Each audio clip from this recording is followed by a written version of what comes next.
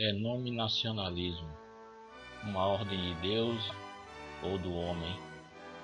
Todos os cristãos, em maior ou menor medida, buscam na palavra de Deus, a Bíblia, o caminho da salvação.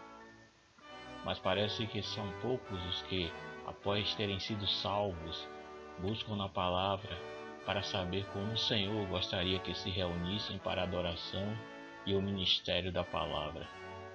Apesar de todos acreditarem que só existe uma forma de serem salvos, muitos consideram que deve ficar a critério de cada um escolher como devem adorar. No cristianismo dos nossos dias, parece que os cristãos estão agindo como os filhos de Israel no tempo dos juízes. Cada um fazia o que parecia bem aos seus olhos. Juízes 17:6, versos 21 e 25. Todo o caminho do homem é reto aos seus olhos, mas o Senhor sonda os corações. Provérbios 21:2. Como resultado disso, existe uma imensa variedade de opiniões sobre a adoração cristã, e boa parte conflitante entre si. Ao longo dos anos, a maioria dos cristãos tem adorado cada um à sua maneira ou segundo o seu estilo peculiar, as suas preferências pessoais e filiação denominacional. Por gerações, os cristãos têm literalmente aceitado o que a tradição legou à igreja sem questionar. Na verdade, a maioria acha que é assim que Deus quer que seja. Será que Deus se importa com a maneira como seu povo o adora? Ou o modo como se reúnem para o ministério da palavra? Será que ele tem uma opinião a respeito deste assunto? Já é hora de voltarmos aos fundamentos do cristianismo e buscarmos novamente nas Escrituras o que Deus tem a dizer sobre o assunto da ordem na igreja, já que ela é a Igreja de Deus, como está descrito em Atos 20 e 28. Certamente ele deve ter algo a dizer sobre o modo como os cristãos devem adorar. Cremos que o padrão para a adoração cristã e o ministério da palavra e também para o governo da igreja esteja na Bíblia. Mas parece que a maioria dos cristãos perdeu isto de vista, já que devemos estar sempre preparados para responder com mansidão e temor a qualquer que vos pedir a razão da esperança que há em nós. 1 Pedro 3,15. Precisamos ser capazes de dar uma resposta vinda da palavra de Deus quanto à razão de adorarmos do jeito que o fazemos. Sendo assim, será que podemos apontar a autoridade das Escrituras para o modo como nos reunimos como cristãos para a adoração e o ministério da palavra? Ou será que estamos apenas seguindo as tradições dos homens?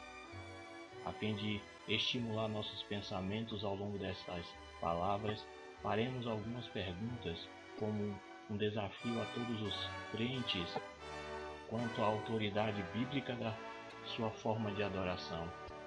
As perguntas a seguir não têm por objetivo criticar a ordem adotada pela igreja dos nossos dias atuais na adoração e ministério da palavra, mas sim estimular nossos pensamentos quanto a qual seria realmente a ordem estabelecida por Deus. Um desafio ao fundamento bíblico do cristianismo denominacional. Primeiro, que a autoridade nos dá a palavra de Deus para estabelecermos igrejas denominacionais em meio ao testemunho cristão, quando as Escrituras condenam a criação de seitas e divisões entre os cristãos. 1 Coríntios capítulo 1, 10, 3, 3, 11, 18 a 19. Segundo, com que a autoridade vinda de Deus, os cristãos denominam suas assim chamadas igrejas de presbiteriana, batista, pentecostal, aliança, cristã reformada, anglicana, quando não há na Bíblia instruções para nos reunirmos em qualquer outro nome além do nome do Senhor Jesus Cristo. Mateus 18, 20, 1 Coríntios 5, 4.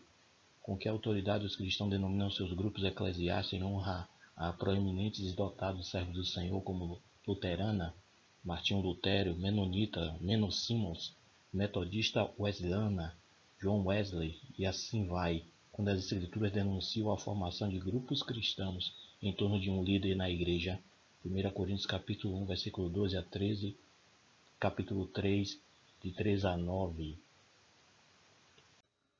Quarto, que autoridade os homens receberam de Deus para estabelecerem essas igrejas segundo distinções nacionais, como Igreja da Inglaterra, Irmãos Menonitas Chineses, Igreja Ortodoxa Grega, Batista Filipina, Igreja de Deus Alemã, etc., quando as Escrituras nos dizem que não existem distinções nacionais ou sociais na Igreja de Deus. Colossenses 3:11. Quinto, que autoridade tem os cristãos para ornamentarem seus lugares de adoração, à semelhança do tabernáculo e do templo da ordem judaica do Antigo Testamento. Muitos desses edifícios, chamados de igreja entre aspas, são ornamentados com ouro e outros materiais preciosos. Muitos desses edifícios, chamados igrejas, têm um altar. Outros têm parte do prédio destacadas como sendo mais sagradas do que outras. Que autoridade têm os cristãos para emprestarem coisas assim do judaísmo, quando a Bíblia indica que o cristianismo não é uma extensão da ordem judaica, mas possui um caráter totalmente novo de aproximar-se de Deus? Hebreus 10, 19 a 20, 13, 13, João 4, 23, 24. Sexto, acaso existe qualquer fundamento na palavra de Deus para a existência de torres de sino, cruzes e outras coisas que são construídas nestas assim chamadas igrejas? Sétimo, será que existe qualquer base bíblica para chamar esses edifícios de igrejas? A definição bíblica de igreja é de uma reunião de crentes que pelo Evangelho foram chamados para fora, tanto entre os judeus como entre os gentios, e são unidos em um único corpo a Cristo, sua cabeça no céu, pela habitação do Espírito Santo. Atos 11, 22, 15, 14, 20 e 28, Romanos 16, 5, 1 Coríntios 1, 2, Efésios 5, 25. Oitavo, que autoridade as Escrituras dão para se colocar um homem na igreja chamado de ministro ou pastor para conduzir a adoração? As Escrituras ensinam que o Espírito de Deus foi enviado ao mundo para guiar a adoração cristã. Filipenses 3:3, João 4:24, 16, 13 a 15. A Bíblia indica que o Senhor, por intermédio do Espírito, é quem preside na Assembleia dos Santos e dirige os procedimentos do modo como lhe apraz. 1 Coríntios 12:11 e Filipenses 3:3. Nono, com que autoridade das Escrituras os cultos de adoração nessas igrejas são organizados com antecedência. Em algumas se costuma distribuir um programa descrevendo a ordem como se dará a adoração naquele dia em particular. Décimo, com que autoridade das Escrituras esses cultos nas igrejas são chamados de adoração, entre aspas, quando eles geralmente se constituem de apresentações musicais e de um homem ministrando um sermão. 11. Que autoridade o Novo Testamento dá para se utilizar instrumentos musicais na adoração cristã? A adoração cristã é aquela que é produzida no coração pelo Espírito de Deus e não por meios mecânicos através de mãos humanas. Atos 17, 24 e 25. 11. Com que autoridade das Escrituras são repetidas orações escritas, previamente impressas em livros de oração, durante as reuniões da igreja? A Bíblia diz que não devemos usar de vãs repetições em nossas orações, mas que estas deveriam ser nossas próprias palavras saídas do coração. Mateus 6, 6 a 8, Tiago 5, 16, Salmo 62, 8. 13. Que autoridade há para se ensaiar os salmos nos chamados cultos de adoração? quando os salmos expressam os sentimentos de pessoas que não estavam sobre o fundamento cristão e nem conheciam os privilégios dos cristãos. 14. Porque a maioria das igrejas celebra a ceia do Senhor uma vez por mês ou a cada 3 meses, quando o costume das igrejas nas Escrituras inicialmente estabelecidas pelo ministério de Paulo era de repartir o pão a cada dia do Senhor, ou seja, no primeiro dia da semana. Atos 20, versículo 7. Que autoridade há nas Escrituras do Novo Testamento para se designar um coro de cantores treinados para ajudar na adoração cristã? Que autoridade há nas Escrituras para o uso de vestimentas especiais durante os cultos de adoração? Os corais costumam estar vestidos assim, e dependendo do lugar, o ministro também usa uma vestimenta característica. Que autoridade tem as igrejas para permitir que mulheres preguem e ensinem publicamente, quando a Bíblia diz que o papel das irmãs não é de atuação pública na igreja, seja na administração, seja no ensino e pregação? As Escrituras dizem que elas devem permanecer em silêncio na Assembleia. 1 Coríntios 14, 34 a 38, 1 Timóteo 2, 11 a 12. Que autoridade há para essas mulheres estarem com suas cabeças descobertas quando a palavra de Deus diz que deveriam cobrir a cabeça? 1 Coríntios 11, de 1 a 16. Que autoridade as Escrituras dão para apoiar a ideia de que uma pessoa precisa ser ordenada para estar no ministério? Não existe na Bíblia um pastor, mestre, evangelista, profeta ou sacerdote que tenha sido ordenado para pregar ou ensinar. As Escrituras ensinam que o simples fato de uma pessoa possuir um dom espiritual é a garantia para usá-lo. 1 Pedro 4, 10, 11. Que autoridade as Escrituras dão para fundamentar a ideia de que existe hoje no mundo homens que teriam poder para ordenar a outros homens? Onde eles conseguiram tal poder?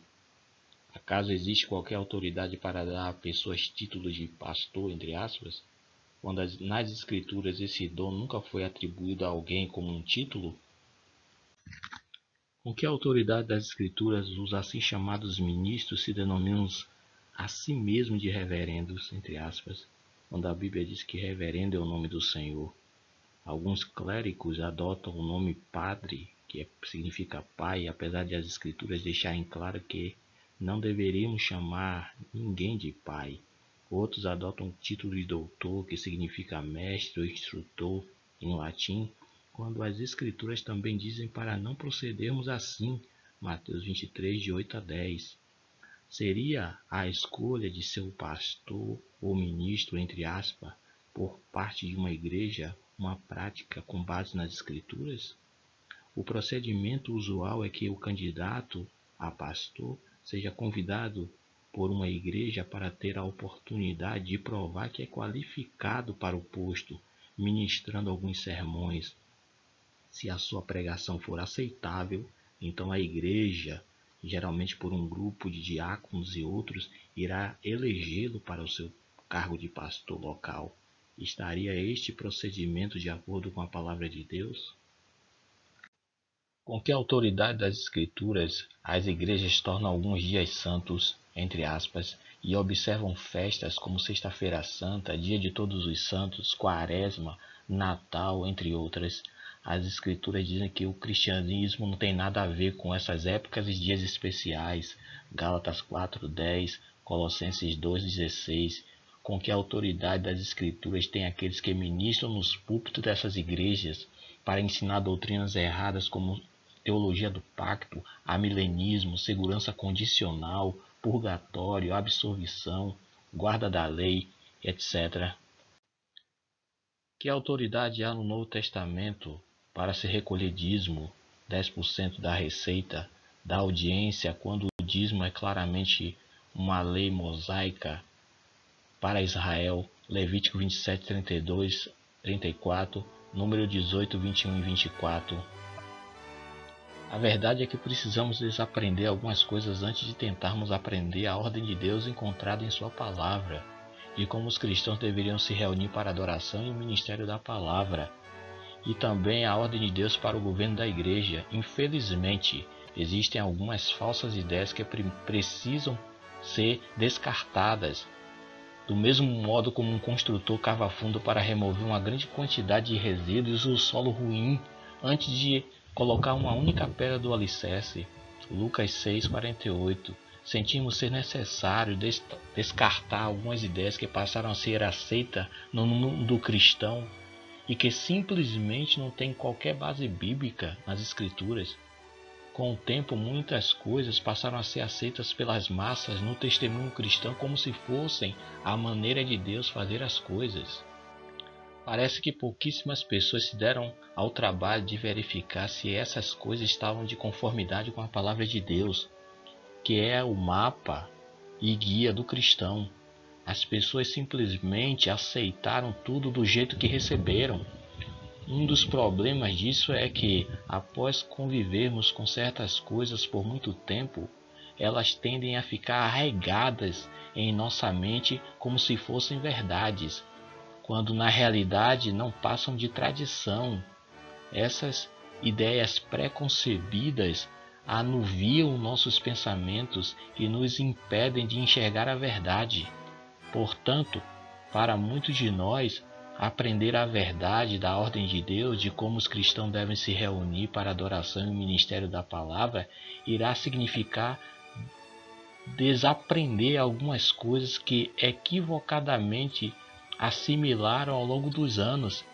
E isso nem sempre é algo fácil de fazer, mas que Deus abençoe cada um e que o Espírito de Deus possa guiar a todos na verdade.